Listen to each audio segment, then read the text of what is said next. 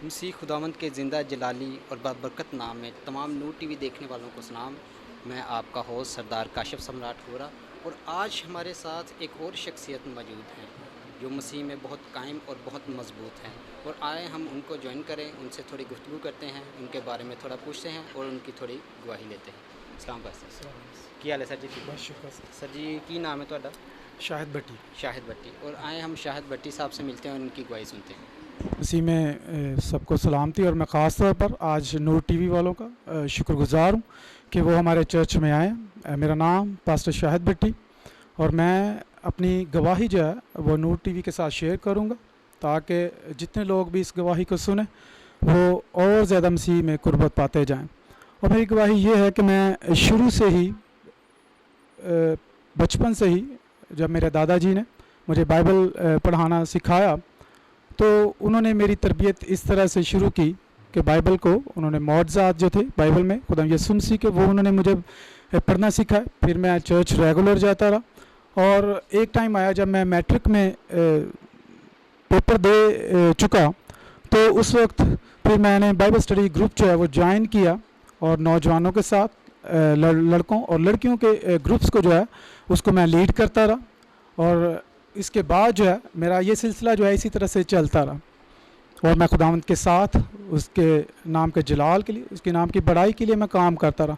और इसी तरह से एक वक्त आया जब मेरी शादी होगी और मैं थोड़ा सा खुदावंद की राह से हट गया, जो है सिर्फ मादियत परस्ती की तरफ चले गया। मैंने सिर्फ पैसे को ही जाना कि पैसा ही कमाना है और कुछ नहीं करना। लेकिन खुदावंद का शुक्र है, मेरे दिल में आता था कि मैं खुदावंद के पास जाऊँ, खुदावंद के पास जाऊँ, उसके करीब जाऊँ, उसके साथ वक्त गुजारना चाहता था।